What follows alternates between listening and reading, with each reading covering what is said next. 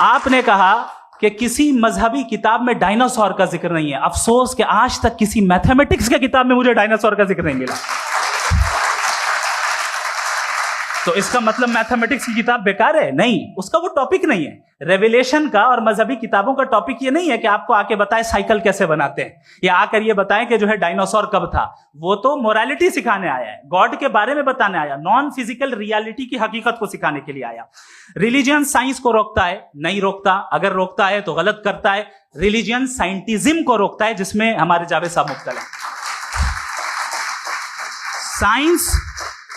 Science اور سائنٹزم میں فرق ہے.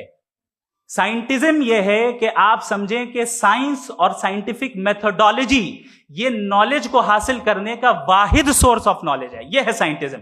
ہم اسے ریجیکٹ کرتے ہیں. ہم سائنس کو تو ترقی کرتے ہیں. بھائی آپ ہماری پوری تاریخ کر لیں, پڑھ لیں تو آپ کو پتہ چل جائے گا. بہرحال یہ الگ ٹاپک ہے. اس کے بعد انہوں نے ایک لفظ کہا, ویٹیکن نے فتویٰ دیا. ویٹیکن کا فتوے سے کوئی تعلق نہیں ہے, دونوں کانٹراڈکٹری الفاظ ہیں. اس کے بعد انہوں نے کہا کہ بھائی ہمیں نہیں معلوم. اگر نہیں معلوم تو کلیئرلی کہہ دینا کہ نہیں معلوم ہے, اس میں کیا حرج ہے. تو وہی تو میں کہہ رہا ہوں نا کہ آپ کہہ دیں کہ نہیں معلوم, لیکن کلیم کیوں کر رہے ہیں کہ گاڈ ایگزسٹ نہیں کر رہا ہے.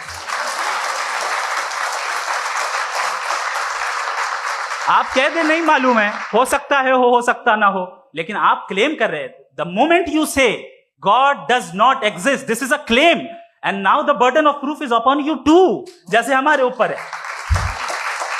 اور کیوں ہے میں بتاتا ہوں, کیوں ہے یہ بھی میں بتاتا ہوں. فلسافیکلی جو کلیم ہوتا ہے نا, صرف یہ نہیں ہوتا کہ انسان کہے پازیٹیو کلیم کرے اور نیگیٹو کلیم کرے تو برڈن آف پروف نہیں ہے. آپ مثال کے طور پہ میں کہوں کہ فلاں اس کمرے میں کوئی نہیں ہے, میں نے ایک نالج کا کلیم کیا ہے.